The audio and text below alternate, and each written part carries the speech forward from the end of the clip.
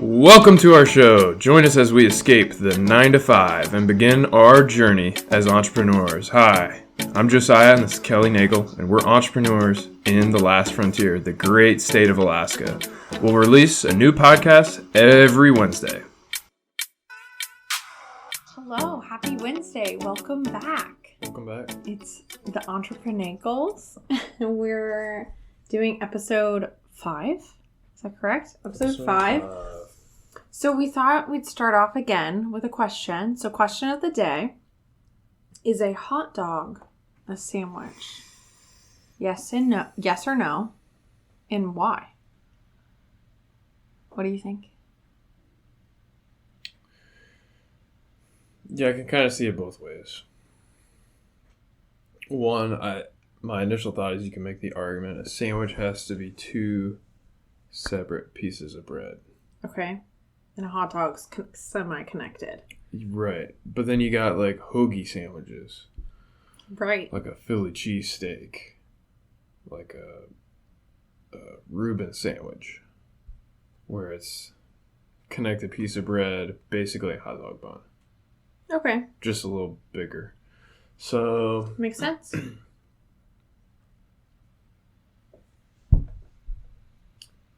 I think... Man, that's a tough question. I think by definition of a sandwich, according to me, Okay. being bread with a topping on the inside. Okay. It can be peanut butter and jelly. It could be meatballs. Right. It could be cheesesteak. It could be a hot dog. It could be. I think it counts as a sandwich.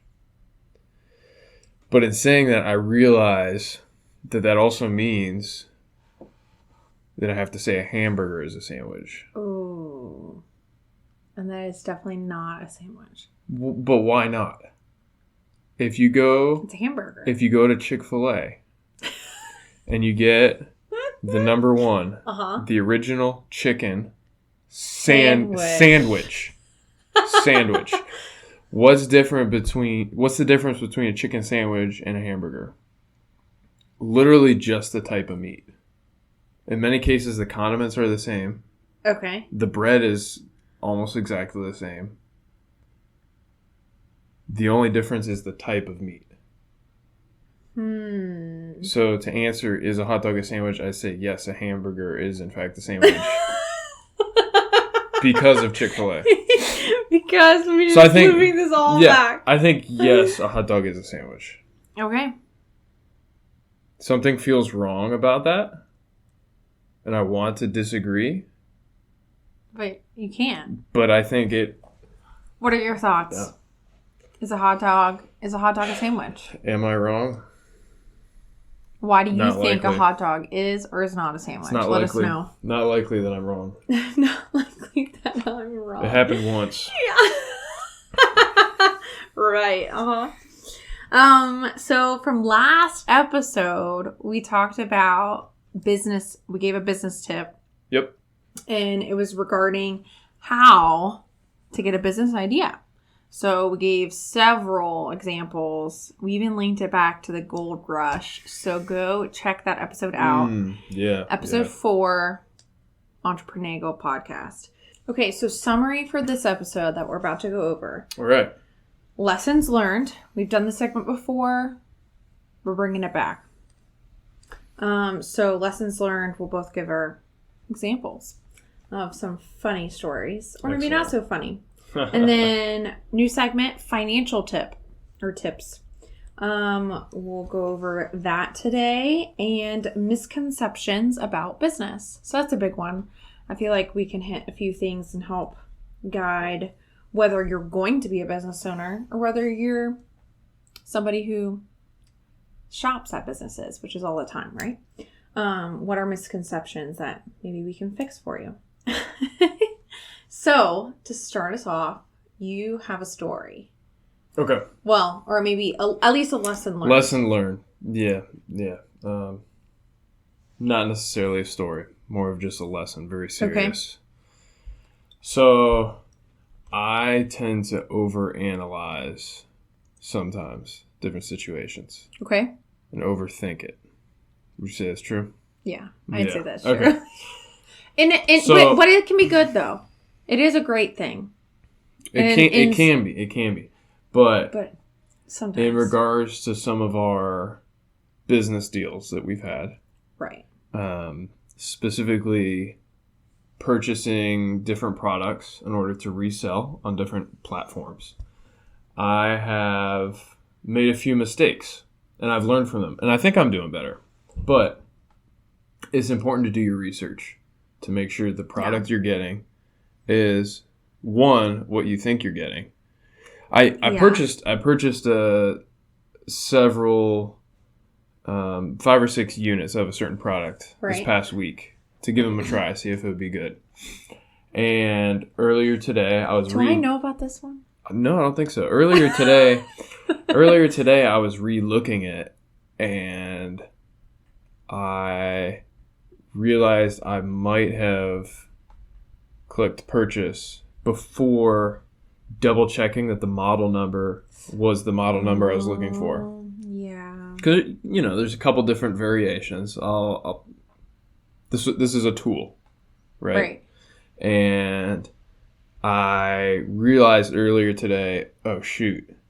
Yeah. Now I see there's a couple different variations of this one. Yikes. Did I get the right one? Did it work out? I think I got the right one. Okay, good. I think I got the right one. We'll find out for sure when it comes in. Yeah. But I already paid for it. I already shipped the number that I got. But one lesson there, that's why I tend to buy a couple units of it to test it out before I go deeper into that unit, into that particular product. So, worst case, if I did not do enough analysis and buy the wrong thing, I'm only out a certain amount of money. I only purchased 5 to test it. So you want to do an ample amount of research, but on the other hand, you don't want to overanalyze and miss out on opportunity. Yeah. I've done that several times, especially with more local related deals that I've had an opportunity for. I've overanalyzed, ran the numbers too many times, thought about it too much, and missed out because somebody else got it, or the buyer no longer was offering it at that price, or didn't have the number of units available that I wanted. And so I missed out. So there's a fine balance, and I think I'm learning and getting better at it, a balance of analyze, do your research so that you are making the right deal. Right. But there's always going to be some risk there. But you want to pull the trigger at some point. You can't just sit there and analyze. And sometimes there will be bad deals. Sometimes it'll work out great. Yeah. So I would agree. That can be a tough one because you don't want to be like, we're just going to do everything on a whim, and like big major life decisions or big purchases or certain things can be just like, we're just going to just do it. Like, wait a second. Yeah. You do need to analyze, but your point exactly. There has to be some sort of like happy balance. And you just got to figure that out for you and for the certain situation. Sometimes do we want to analyze exactly what we want to eat for dinner? Okay, well, let's like have this whole research sheet on like the best place to go or the best meal to have. Right.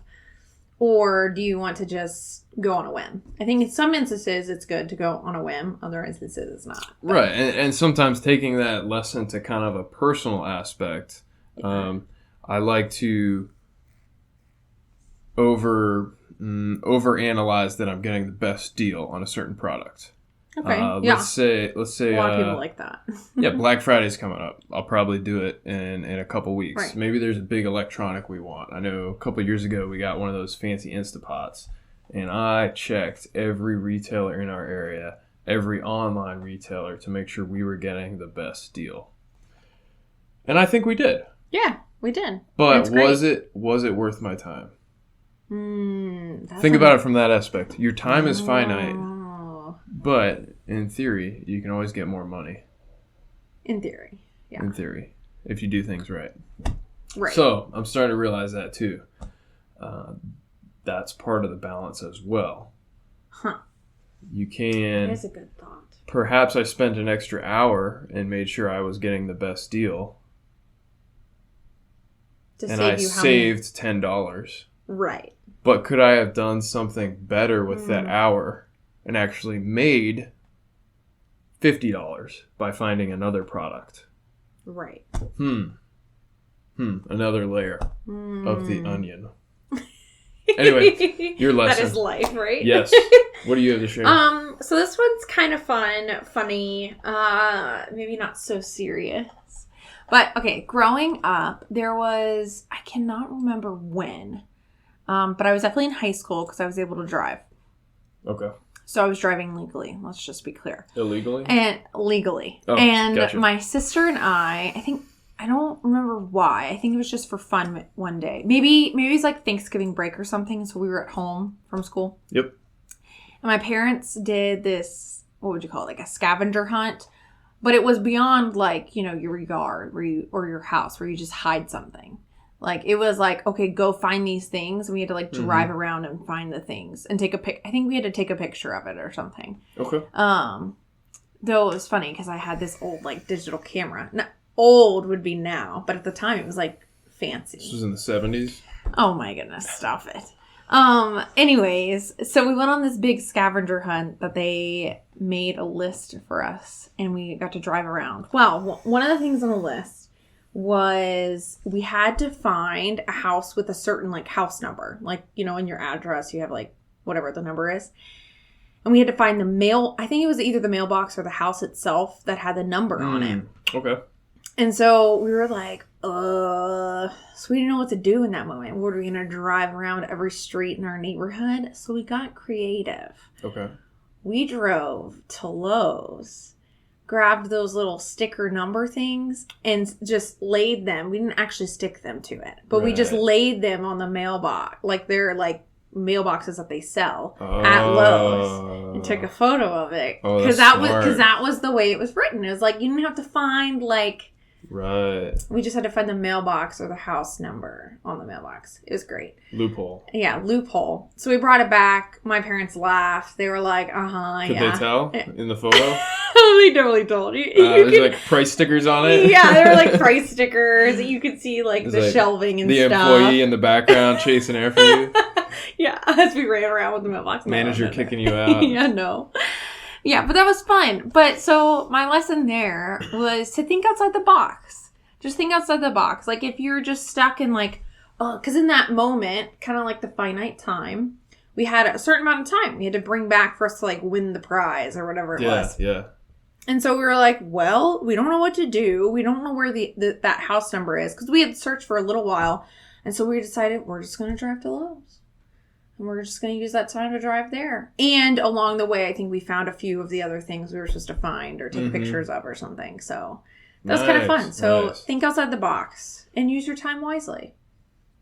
Time is finite. Yeah. So I think another point from your lesson, I think sometimes people confuse the rules or the law with what the norm is. Yes. And I think sometimes the majority is prone to think this is the way everyone does it, or this is the way it was intended to be done by whoever. Right. And so that's how it has to be done. That's the only legitimate, lawful way to do it.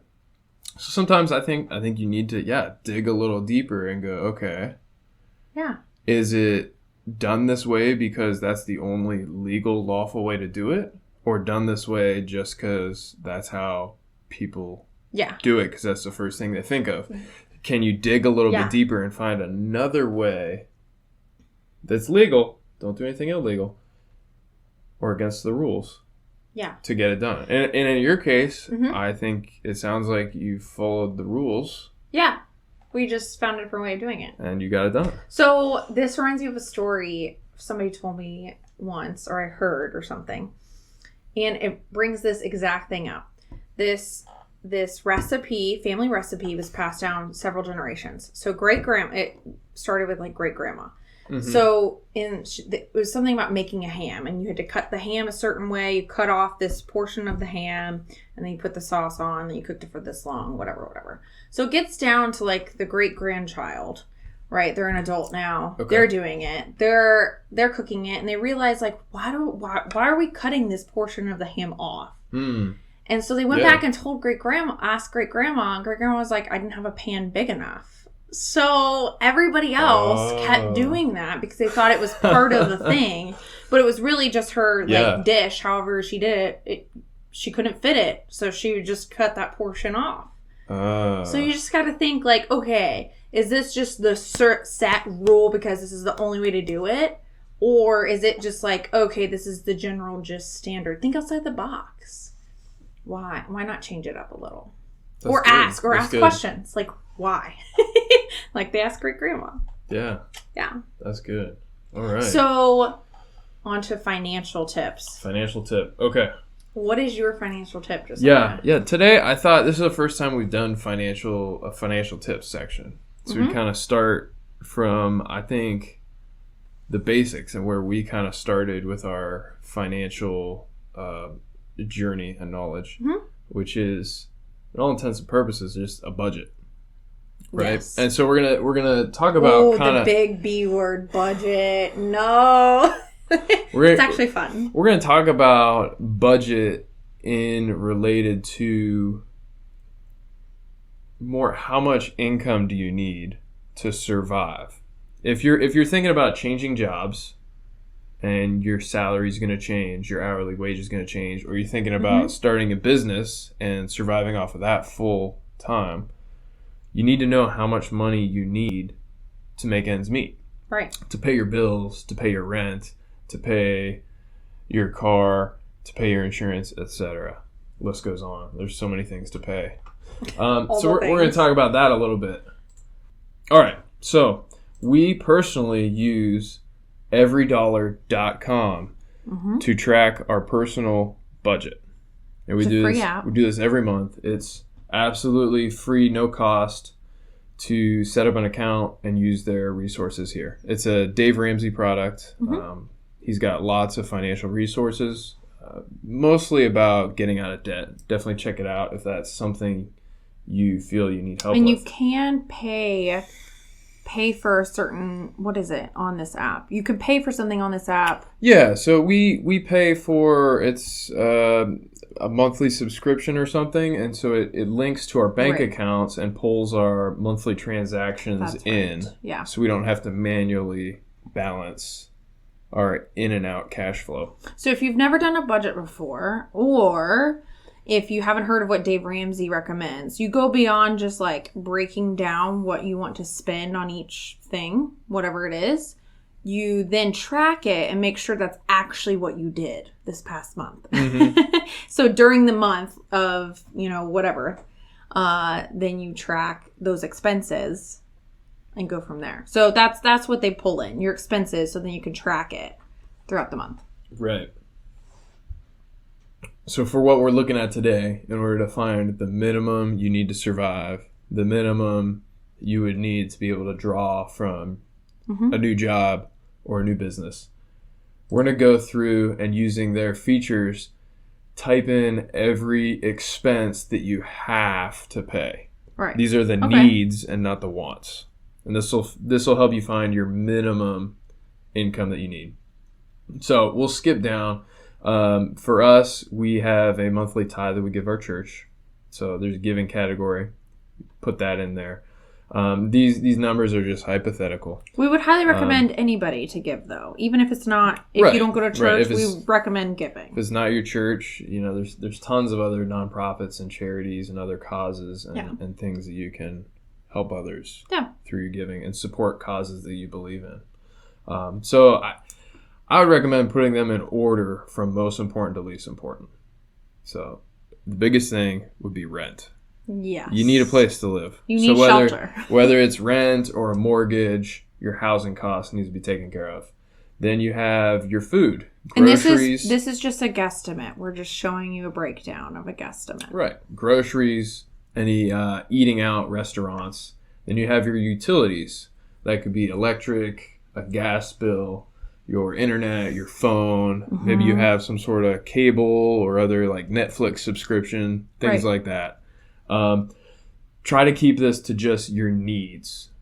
So I think you could argue maybe a Netflix or cable subscription isn't exactly a need, and maybe if you needed to financially, you could cut that out. Then you go down to transportation. You have your vehicle gas. You have any maintenance costs that you might have, and then for some people, you might have a monthly payment for your vehicle if you have a loan on it. Right.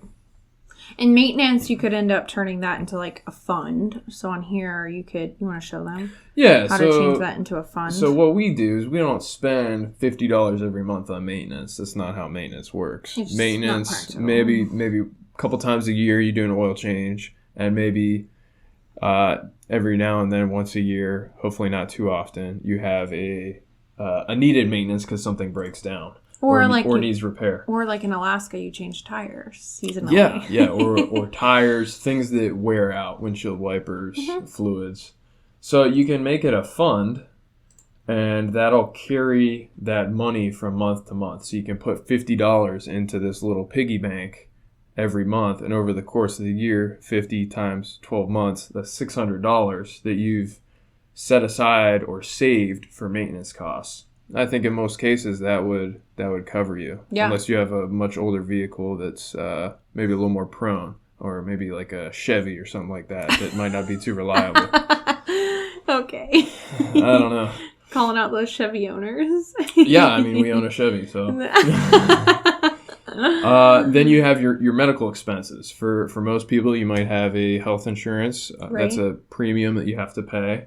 Then you might have some miscellaneous costs associated. So you need to buy some medicines. You need to buy some other health-related goods. Yeah, whatever you need. And then perhaps you have an HSA. You put some money in that can be tax advantaged so you can pay future and current medical bills.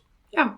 Next, you have your insurances that you got to pay. You might have life insurance, rental or homeowner's insurance, vehicle insurance. What are some other insurances?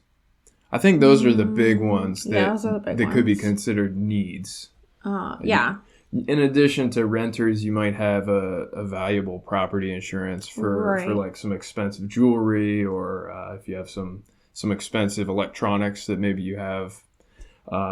If you're a business owner, you might have some business insurance, things like that. But we're trying to focus on personal expenses right here. Next, your savings category. Now, when you're talking about finding your budget, your bare minimum budget for your needs, there's not going to be a lot in the savings. But I would definitely recommend consider an emergency fund. That'd be important. Find out how much money you need to survive for 3 to 5 months, right? And create a fund within your bank account or some other place that's easy to access if you need to withdraw the money. In an emergency. And every month you can put money into that account until you reach your savings goal that would help. Yeah. And that would help too. Say your Chevy has a catastrophic failure and you're not going to be able to fix it, or your $600 in your maintenance fund isn't going to cover it, and you all of a sudden need to buy a new vehicle, or you have a $1,000 maintenance bill. Where are you going to get that money? Something like an emergency fund can help you out there. Yeah. Could be as simple as blowing a flat on the highway. Yeah. And now you got to replace all 4 tires. Yeah. Because you can't find one that matches. Yeah. And then also I'd recommend, even with your bare bones budget, consider some sort of retirement. Whether it's a IRA or something through your work or some other options. There's a lot out there. Then you have some kind of farther down here, as we've organized it, we have some of the not so necessary things that you can forego. Personal, that would be, buying some fun toys or things like that. Yeah. You have, I think even with your bare bones budget, you should have a little bit of money for a little bit of entertainment. You know, maybe not in 2020, but a normal year, Maybe go see a movie once a month with some buddies. Maybe go bowling. Right. Go throw some axes. Right. Yeah. Grab a drink. Whatever it might be. Yeah. I think everyone needs to set aside aside a small amount of money yeah. to give you that outlet. Then you have some other things. Gifts. That's a good one this time of year. We have Christmas coming up. Most people are going to... I would highly recommend, I know it's a little late to let you know this, but since it is coming up on December and then January, start roughly about this time thinking about, okay, Christmas comes, the holidays come every year, the same time. Do not wait until end of November or even December to go, I have no money to give them gifts. What do I do now? Or you just blow all of your December paycheck on just gifts because you didn't think about it all year. So I would highly suggest, especially if you're watching this or listening to this later, definitely check out on trying to set up. So you can spend however much you want, within reason. Obviously, you can't blow every paycheck, but, setting aside somewhat of a savings throughout the year, even 6 months ahead, to save for the holidays or gifts in general. Maybe you just have a gifts pile throughout the year, even birthday gifts, maybe a party of some sort, like a baby shower you're going to or whatnot, to set aside like a gift fund. Right. You can give people. So plan ahead. Mm-hmm. Those occasions usually don't pop up out of nowhere. Yeah. If there's certain friends you buy birthday gifts for, you probably know their birthday already. Right. And you have for years. Right. Yeah, Christmas is the same day every year. Yeah. There's no reason to be surprised by those holidays and need to swipe your credit card. Yeah. When you can, much like the maintenance fund we talked about, save a few dollars every month. Yeah. And then by the end of the year, you'll have $400 that you can spend on Christmas gifts. Yeah. Instead of trying to pull $400 out of your already tight December paycheck. Yeah. That'd be rough. And then the last thing on here that we haven't put anything in, but I think this is a really important one. If you have debt, whether that's a vehicle loan, student loans, credit card debt, you name it, that list can keep going on and on and on. We would say separate your mortgage, though. Your mortgage goes in the housing category. Debt besides your mortgage. That you put that in this category and consider that as part of this budget. The minimum you need to pay each month for each of those debts in order to stay current with them. So, and maybe plus some of that. Well, get that off your list. Yeah, absolutely, if you have extra money. But to find your minimum budget. So, with this hypothetical budget that we made up, we've come up with $3,875 is the minimum we would need to live on. Survive. To have a place to live, to have food, to have a car with gas. So you can get to work and make more money. Exactly. And occasionally go hang out with some buddies at the bowling alley. Yeah.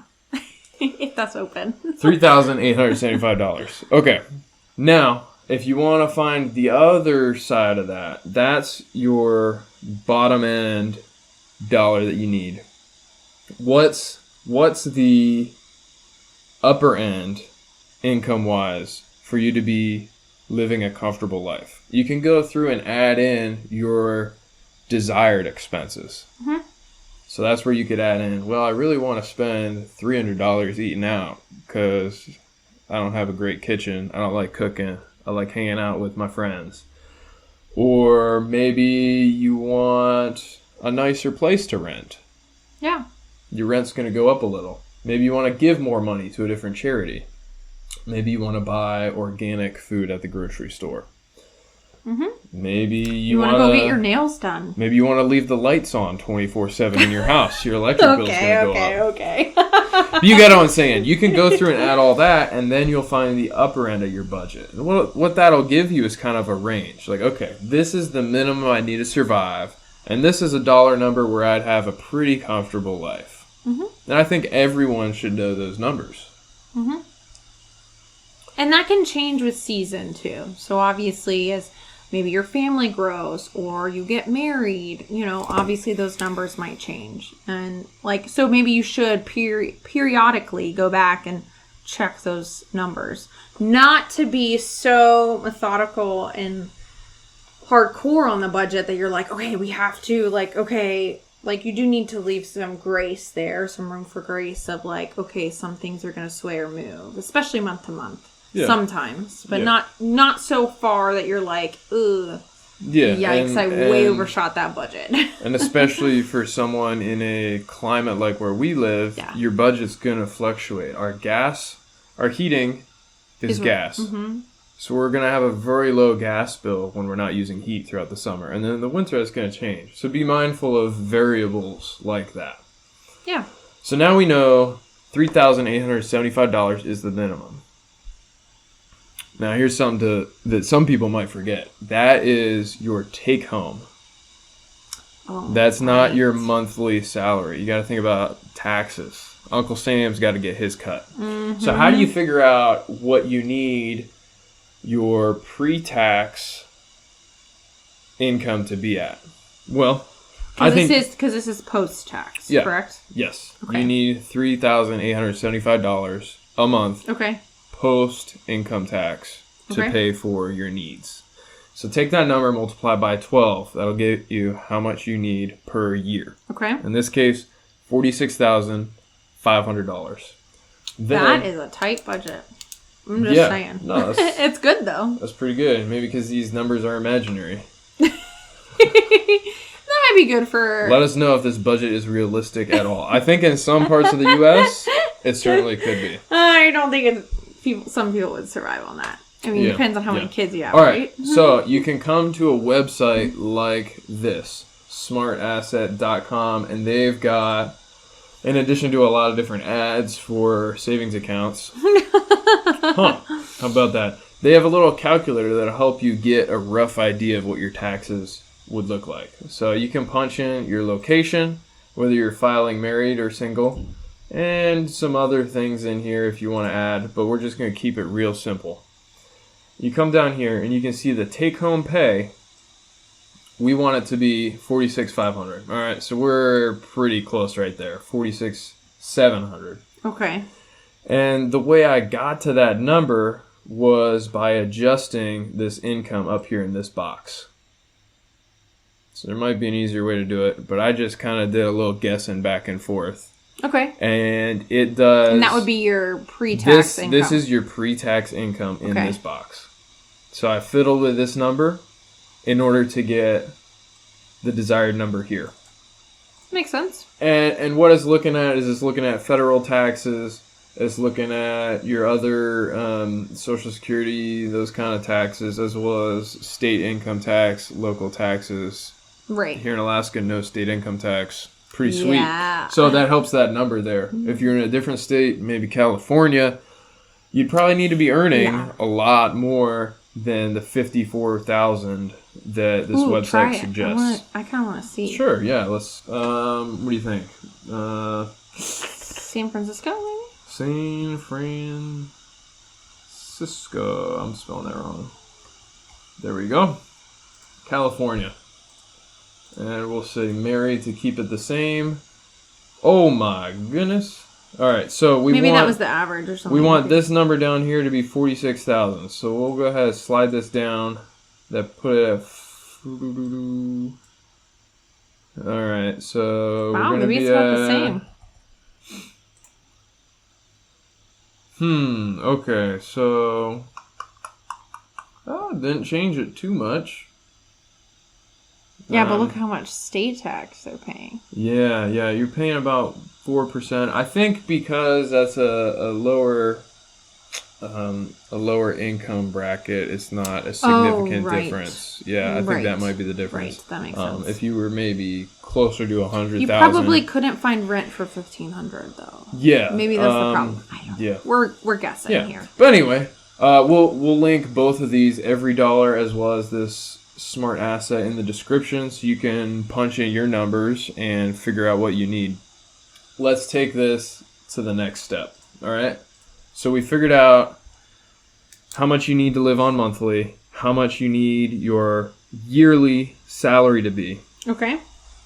Pre-tax. 54 grand. Okay. All right. So the next step is how much do you need to earn per day?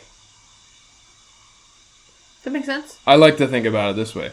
And for one, it makes a lot of sense for our business model. We sell products online. So whether or not I hypothetically clock in to do business work, we have products listed online that sell every day. So every day we're making sales. Every day we're making money. 365 days a year. I love that. That means I can take the weekend off. I can take Monday through Wednesday off, and the business will continue earning money. Yeah. I'm not doing a direct time for dollar trade. It's a little fragmented and different in that way. So, but I like to look at how much do we need to earn per day. So $54,000 divided by 365 days means $150 per day is what you need to earn. And that is pre-tax. Makes sense. So, say you have a business like ours where you're selling products. Okay. Let's just keep it easy. Say you're selling them online. You can sell them every day of the year. If you only work 5 days a week, don't divide by 365. Divide by the number of expected work days in a year. According to Google, that's going to be around 250, 252 days. Normal work days per year. So that would get you a little bit different numbers. But if you need $150 income per day, the next step you can take is find out how much profit you make for each item that you sell. Okay. Yeah, that makes sense. So how do you figure that out? You take your sale total. So say the item costs you $20. Then you subtract from it how much it cost you to make or buy the item. Okay. Say it costs us $5 to buy it. Then you subtract any other fees. For us, we normally have a shipping fee. Say it's $3 in this case. We also normally have some other fees for selling on different platforms. Right. Maybe you sell on your own website. Well, there's probably some transaction fees for credit cards. There's maybe some fees associated with your website, things like that. Say it's $2. And then you can also subtract any other expenses. Okay. So maybe another expense would be the cost of the box itself and the tape and the packing materials. You gotta really think about it. There's probably a lot of costs that you might not think about right away. Maybe a lot of what you'd call probably overhead cost. Sure. Keeping the lights on. Maybe hiring an employee to do the said shipping. Right, yeah. Maybe you're paying an employee $1 per box they ship. That would be part of the cost. So, in this hypothetical example, you sell the item for $20 and you have $10 worth of expenses. So you're making $10 profit per item. That's considered income. That's pretty good. All right, that's pretty good. And so taking that $150 per day number, that means you only need to sell 15 items per day to make that. 15 items per day. And that's just the average. Yeah, that's the average. Some days you might sell 20, some days you might sell 10. Yeah. Average of 15. I like to break it down because when you look at your yearly or your monthly or even your weekly numbers, it can kind of be overwhelming. But if you look at it from a day-to-day, to me it seems a lot more manageable. Makes sense. 15 items a day. It doesn't seem like that much. Yeah. Shoot, I could easily, if I already had the items and they sold, pack, prep, and ship them. 15 items, I think most people could probably do that in less than an hour. Sure. If they had the materials on hand. Makes sense. So that's not hard. So now you got to figure out how to get those items, how to advertise them, etc. There's a lot more management involved. But 15 items per day. Now, obviously, that would be just the bare minimum to make your income and keep the business at where it's at. If you want to grow the business, If you want to start investing more money into other business ventures, other products, things like that, you're going to need to increase those numbers. So maybe if you want to take $150 income per day, maybe you want to be selling, $200. Okay. $250. So you have a little more money to grow the business and expand it. So you can then in turn grow your income. That all makes sense. I think that's all I've got. That's good. Yeah. That is good stuff. Yeah. Hopefully that was helpful. And I think this can apply to your personal finances. Mm-hmm. Even if you're not interested in a business or entrepreneurship. I think you can break these numbers down. And if you're an hourly worker, see what hourly wage you need to make your expenses. If you're a salaried worker, it'll help you determine that as well. And if you're thinking about switching jobs, I think this would be really important. Before you switch a job, know this is the minimum salary I need. Mm-hmm. This is the minimum hourly wage I need to make ends meet. And then from there, you can always grow and move up. Right. And that's your goal, ultimately, right? Yeah, and we're really big on the budget because when you break the numbers down, money in, money out, you can really see, I think everyone, even when we do a budget, we're prone to this. Mm-hmm. You spend money on useless garbage that you don't really need. Yeah. Yeah. Yeah, because especially I'm assuming, because I know we were doing this, there's plenty of people right now, the only way they got out of the house was to go to the local grocery store or go to the local Walmart or whatnot to go shopping or just to literally get out of the house and walk around.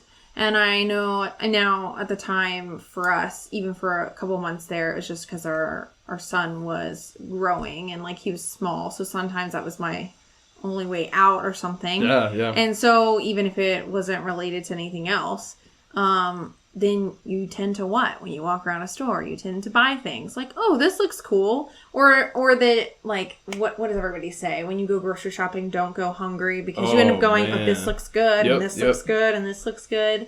So if you break down, you have a budget, you, like what you were saying, if you look at just your yearly budget, you can just go, well, I can just blow it on anything. And then by month 3, you're like, ugh, how am I going to survive the rest of the year?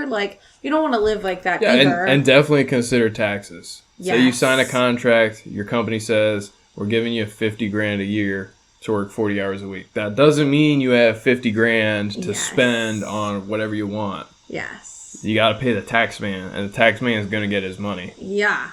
He will get his money. So figure out how much you're actually going to get monthly, and then go from there for all your other mathematics. And then what you had said before, I liked that about the breaking down how many items you need to sell per day. You could even do that with your monthly budget. Mm-hmm. Break down your yearly budget and your monthly budget, and then you can break it down per day or per week, whatever works best for you, and go, okay, this is the max I can spend this week altogether.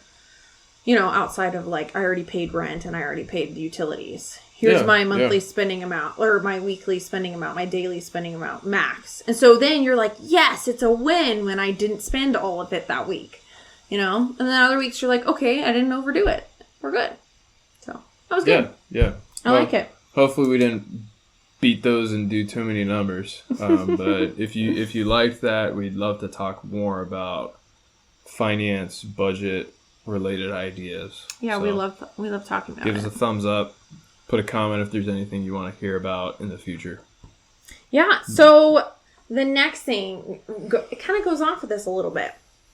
Okay. Misconceptions about business. So we're going to talk about price gouging. Ooh. That term came up a lot this year. A lot. I heard it from friends, heard it on the news, whatnot. And I was just like, do people have a misconception about price gouging? Obviously related to business, because that's what it's related to, right? And I think a lot of people do. I think, yes, there is price gouging that does go on. That it's not like a myth. It's not like something that doesn't happen. It certainly does happen. But let's just break it down into what actually is price gouging. Okay. So price gouging. Here's myth 1 about price gouging that we tend to hear, or we've heard a lot about. that high prices or marking up the price at a store or a certain vendors doing this, that's price gouging. No, that not all high prices and marking up a price is price gouging. Here's why. So, definition coming from dictionary.com. It's obviously a noun. It's an act or instance of charging customers too high a price for goods or services, especially when demand is high and supplies are limited. Now, this definition was kind of still a little... So, I went a little further, and this even goes into what would actually pertain to price gouging, which is your state law. So, most, if not all states, have some sort of law about price gouging. Makes complete sense. Yeah. They should. Because you don't want that. But in the state of Texas, so I just used a different example, different state, kind of for fun. But in the state of Texas, they have, in the Texas Deceptive Trade Practices / Consumer Protection Act, they have a whole act on this. Wow. Yeah, so in there, and this is from the Attorney General of Texas currently, Ken Paxton. So within that act, it says that it provides, the Protection Act provides that it is a false, misleading, or deceptive act or practice to take advantage of a disaster declared by the governor under Chapter 418 or 418 Government Code or the President by, and then this is one selling or leasing fuel, food, medicine, lodging, building materials, construction tools, or another necessity at an exorbitant or excessive price, or 2, demanding an exorbitant or excessive price in connection with the sale or lease of fuel, food, medicine, so on and so forth, or another necessity. They just repeat the same things over. Okay. So in this instance, it even goes to more in depth into, it's not just any old high price. Because that's why I didn't necessarily like the dictionary.com. And that's not to say, I didn't like their definition, so it doesn't count. I just mean, I think even that is not descriptive enough to actually tell you what is price gouging. I think when you're looking at something like price gouging, you got to look at what the law is. Yes. And in this case, because so much of business and commerce revolves around the law, whether it's state laws, federal laws, you got to look at what, I guess in this case, is usually going to be your local state law and what they say about price gouging. And sounds like maybe different states might have different... Yeah. laws. I mean, it would make sense. So, obviously, the state of Texas specifically said, take advantage of a disaster declared by the governor. So, I mean, and then even the things they listed, right? Like fuel, food, medicine. Okay, what happens? Like, I grew up in Florida. So, what happens when you have a hurricane coming? Typically, you get about a week's notice, maybe a couple days at least. Everybody goes for the what? The food. The fuel, like it's hard to get gas before or after hurricane, or obviously during, but you shouldn't be out anyways. Food, hard to get too, can be hard to get. Medicine, right? Some life-saving medicine, maybe you're diabetic and need a certain insulin, or you have another sort of ailment that you need specific medicine for, that can run out. Right. Simple things like lodging, so on and so forth. So to assume that a high price, though, and that's what I meant by what's a misconception. Any sort of high price is price gouging. That's just not true, because you can look at anything like that, like something as simple as a designer piece of clothing or purse or whatnot. You can go buy a purse at Target, Walmart for, I'm assuming, $30 or less. But then you can go get a Gucci bag for several hundred, if not thousands of dollars. I don't know. I don't get Gucci bags. And, so it's the name brand. Or even there's, right in the middle, right? You can find other name brands that are in the middle price range there. So is Gucci that much more for a certain reason? Or is it just for their name? So are they price gouging? Would we assume that just because they have a high price, are they price gouging? Well, I would say no. They've made a name brand. They've made a name. They're not, you don't have to have that purse. You don't have to. You can go get it. Oh, That's but fine. I do. you could use one. But right, the functionality is there. I'm not saying you don't ever need a purse and whatnot. It's just more of a, okay, do you need this specific purse? No. Yeah, and I don't think some people might say, oh, well, it's more because they use better quality materials. Okay. I think, yes. That can Gucci happen. purse is going to cost more than a Walmart purse purely because of the materials. But if you look even within a brand, I think you could say, let's take Nike. Yeah. I think most Nikes are pretty consistent quality across the entire line of products they have. But certain Nike shoes are going to be a lot more expensive. Yeah. Like a limited edition Kobe. Yeah. Yeah. Whatever basketball shoe. I'm not into shoes. Maybe I'm saying stupid stuff. Some Air Jordans are going to cost a little bit more than your basic Nike running shoe. Yeah. And there's not a big difference.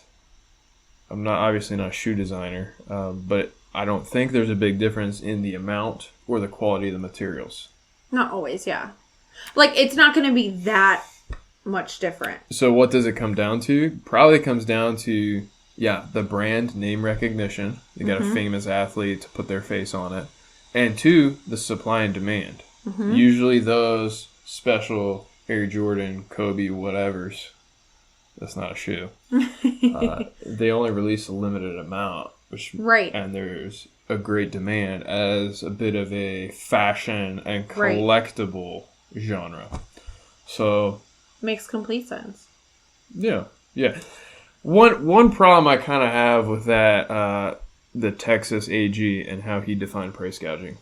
Some of those terms are a little vague. Can you pull it up again? Oh, yeah. Like, I wish they put some numbers on it. So selling, and they might within their actual act. Maybe this they is do. just a a portion of it. Yeah, but selling things in these categories for an exorbitant or excessive price. What is an excessive price? Exactly. And I think maybe they have it, but I think they should have a percentage there.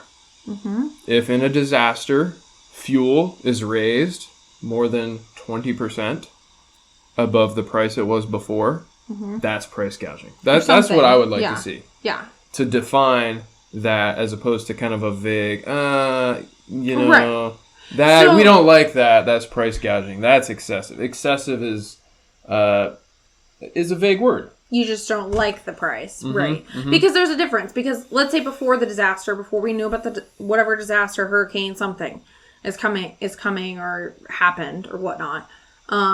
Price for fuel, I don't know what it would be there, like $2. We'll just do something generic. Yeah. But then after the fact, after the disaster, now it's $1,000 a gallon. Like, sure that would be very obvious. But here's the thing, though. If it gets raised to $4, there might be a reason. And that might be because it's so rare to get the gas for whatever reason. Maybe the highways are all bogged down. They can't get the gas in. Or all the, there's only one gas station left in a major city because everything else was broken somehow. So how... You can't always just assume just because it's a higher price that, you don't want to. I don't want people to go around selling gas after a hurricane to like $1,000 a gallon. That's just ridiculous. Right. But at the same time, you don't want people to hoard it either just to go back and sell it for that much. Well, take the perspective of the business owner. Say in our previous budget example. Yeah. Mr. Nagel needed to sell 15 widgets a day to make ends meet. Right. Well, all of a sudden, say there's an exorbitant demand for his widgets, and he could sell 50 widgets a day, but at the same time, his supply line has been cut, and he's only able to get 5 a day. Right. Well, what's he going to do? He's still got to make ends meet, so he's going to still try to sell 5 a day, but he's going to have to raise the price. So the price might go up 3 times so he can make ends meet because he's only able to sell 5 instead of selling 15. Yeah. You know? That kind of makes sense. One other part I don't necessarily like about that definition is they end it with, or another necessity. All right, so who decides what a necessity is? And I think a lot of people could see throughout the duration of this COVID experience, there's been a lot of back and forth on what a necessity is in certain items. Maybe face masks, for example, being the first one. Right. The CDC themselves has changed their minds many times. Right. There have been different decisions on whether hand sanitizer is effective versus soap. And so... Or even different states were saying, like, okay, they were shutting down different stores. I think it was Michigan. Correct me if I'm wrong. Okay. Michigan that was shutting down stores from selling anything but food. So, like, let's say, like, I'm assuming Walmart, I'm not sure what their other local grocery store would be, but a Walmart, they literally had to block off them selling, like, seeds to vegetables because they were told they're not allowed to sell those products. So, besides anything, besides food or whatever. And so it's like, well, okay, wait a second. Yeah. So what's the necessity there, right? Some people might go, well, I'm not going to be able to get the freshest peppers right now, so I'm just going to go grow my own. Yeah. Well, I guess to bring things back so we don't go too far down that rabbit hole. Yeah. I think some regulation as far as price gouging is a good thing. Yes. But I also think it's dangerous because it can give the government, local or federal, a lot of control over what you're allowed to sell, and we've seen how that's kind of backfired for a lot of businesses in this time, as well as what cost. Because when you say necessity or you say excessive price, that's super vague, and you can make an argument about just about anything. So we're back to the Webster's Uncle Webster Dictionary. What was it, 1984? Something like that. That's ironic number, right? But they did not have price gouging within their definition, but they did bring up what you just said, which I did want to mention, price control. Which is the setting of ceiling prices on basic commodities by government as to fight inflation. Okay. Some of that is necessary. But in other times it's like, we don't always want that either. And then there was another price fixing, the setting or maintenance of prices at a certain level, especially by mutual agreement of competitors. So a couple of those are good instances or examples of like price gouging even. Your local internet provider, your local electricity provider. There's only typically one, like maybe two for the internet. Yeah. Because they can't just constantly run wires to every house for every single building. A separate electrical company. They kind of have their agreed upon territories. Right. So you don't want price gouging in those instances. Like, well, I'm in monopoly. I'm the only one selling electricity in the area, so I'm just going to skyrocket the price. You don't want that either. But to your point, we also don't want that all the time because then you can, it just becomes iffy. Second myth is supply and demand is still price gouging. So when you're changing the price based off supply and demand, that can be price gouging. And that's just not true. Like your example before, if your supply gets cut and you still need to make a demand, like you have to up the prices because now it's more rare. Just like the Air Jordans or whatnot. Yeah. Or you purposely make it a rare few quantities so that it's more pricey. You get more money for it. And then this also depends on your local area, a certain store or specific stores, a state, so on and so forth. Because they all have different needs and fluctuate both in supply and demand. So, for instance, swimsuits. Swimsuits in Alaska go on sale very quickly, typically, and they're not sold year-round. Shock, right? But they don't always bring a ton of quantity either, like when you're selling at a local store. Whereas, I grew up in Florida, but I'm sure in Hawaii too. Hawaii and Florida, I'm sure places sell swimsuits year-round for a good reason. And on top of that, they might have more quantity or more variety. So we can't always say like, oh, just because of supply and demand, we don't want to it's price gouging. That's just not the case. Think about another more recent seasonal, Halloween. So on October 31st, that bag of candy costs $6. The day after, it's 70% off. Mm-hmm. And then was Walmart price gouging? Yeah. The entire duration of October. Maybe. No. No. You know, there's no longer a demand for Halloween candy as there was literally the previous day. Right. And so now they need to liquidate those assets so they can bring in whatever the next demand is. Right, because it's more expensive for them. No longer pumpkin Reese's, but now Christmas tree Reese's. Yes. It's pretty much the same thing. Right. But it's more expensive for them to just hold it on to and store it, on top of the fact that they might expire. So you don't want to just sit on things for that long. You had another good example, GoPros. Or any other technology. Yeah. We bought a GoPro a couple years ago. Actually, that's what we're filming this with. Hopefully it's all right. And at the time, I want to say GoPros, when they normally come out with the new edition, they cost somewhere around $450 to $500, I think. Okay. And then after a year or so, they get marked down pretty drastically. I think we paid around $300 maybe. Okay. For whatever model we have. Right. It was about one model old. Okay. But still pretty good. So if someone had bought this exact same camera with the exact same features, the exact same specifications, a year earlier, they would have paid $500. We waited 1 year and paid $300. Right. It's just like Has the product changed? No. No. Why is it worth $200 less? The demand. The demand. And also, has the cost for GoPro to manufacture that camera changed?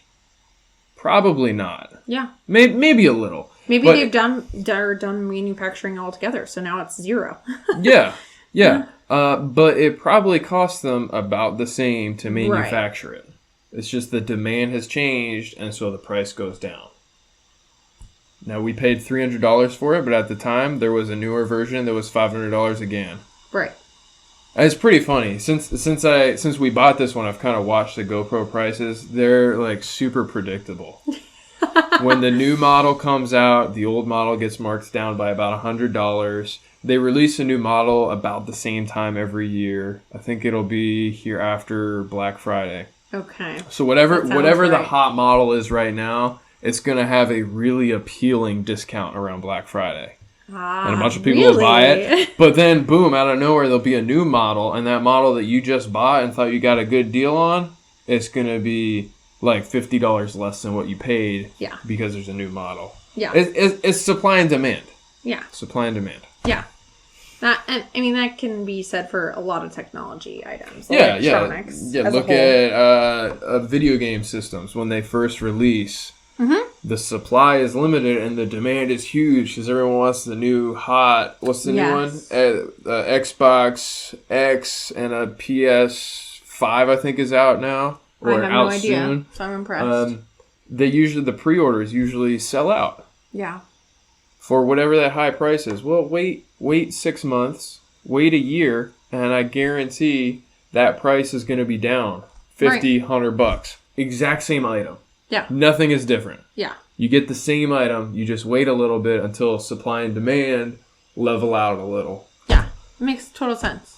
Not price gouging. Yeah. You're going to pay more for the newest, greatest, best item. Yeah. Another example off of this is you can walk into any nationwide store and see any of the things we talked about. Even just nationwide. So if you're in one state and you just go to a different coast, East Coast to West Coast, West Coast to East Coast, or a different region, you might see prices are completely different on basic things like flour, macaroni noodles, whatnot. And that's just because of what we talked about before, just state and whatnot changes. You can also see in your local area, your local stores, the difference. So go check out a convenience store, grocery store, your local produce vendor, and some sort of direct, like if you have access to a wholesaler that sells like produce, basically direct from the manufacturer. I won't say manufacturer. So like going straight to the farmer. Right, and buying it from his truck on the side of the road. Exactly. Yeah, so you're going to get completely different prices on something as simple as bananas. Like, because at a gas station, typically they sell bananas or apples. Well, you can't always guarantee the quality, right, for some of these stores. Another one is you might pay for extra quality there, right, if you're going to get it direct from the farmer or maybe direct from a local producer that only does a certain amount and certain quantity. Maybe they sell for a slightly higher price because they're giving you good quality. You just don't know. So we can't always assume, as that example shows you, that higher price always means price gouging. Yeah. Last one is a product should be sold at the same price no matter where you are located. Okay, so this one just should be gone. Wrong. Wrong. Just wrong. Couple examples. Stores. So we get this a lot. Walmart and Amazon are always the cheapest, right? Absolutely. Always shop on Amazon. Always shop on Amazon. Okay. Amazon or Walmart, always the cheapest. No. This is not the case. You can actually, I would suggest you check it out for yourself. You can check out on Amazon and maybe your local grocery store or your local place where you'd buy said whatever item you're looking at. And you can compare prices. Sometimes you're going to pay more, sometimes less, sometimes you will pay less, but you might have to wait a little bit on shipping. Well, maybe not that long if you're in the lower 48, but for us, you might have to wait a little bit for shipping. So just a product should be sold at the same price no matter where you're located. Not true. Amazon doesn't always sell the cheapest item, which can be good, but they guarantee a certain shipping rate. Or time frame, right? So that's why you're buying from Amazon typically. You're guaranteeing it's being shipped to you, convenience, right? Or a guaranteed shipping rate, like not maybe price for free if you pay for Prime, or just a guaranteed like time frame you'll get it in. As well as the customer support as well. Exactly. Amazon is very customer centered. If you have an issue with the product, you're going to get a refund. Yes. Sometimes they're so customer focused, you get to keep the item and you get a refund. Yeah, right? What store does that? Yeah, that's pretty impressive.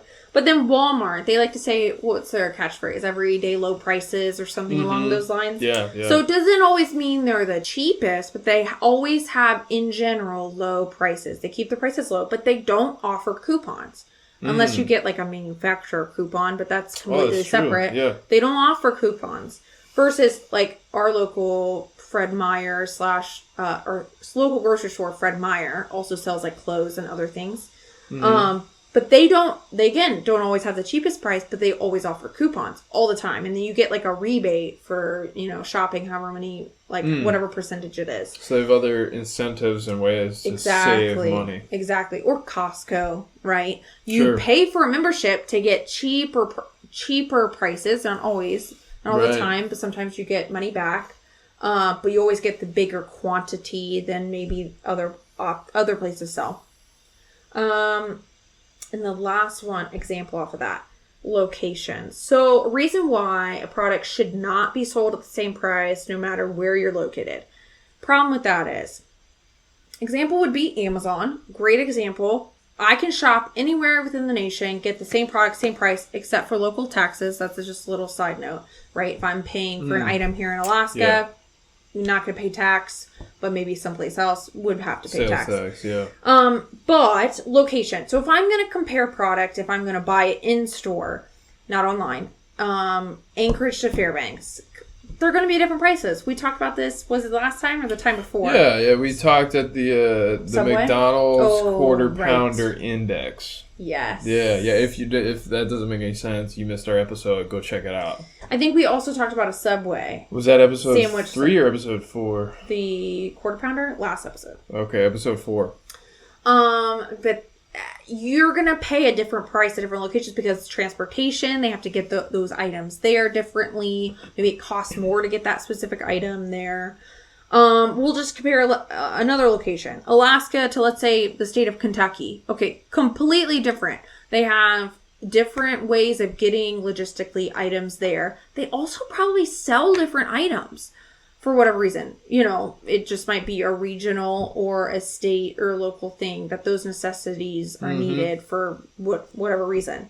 And then country, internationally. The United States to Japan, okay, that's not even comparable, right? Not only is it completely different money exchange. Yeah, different currencies too. But a lot of factors. Right, but they're going to sell different items than they would in the United States. So you cannot guarantee that a price is the same. But so even within the United States, we don't want to always guarantee a price is going to be the same no matter what.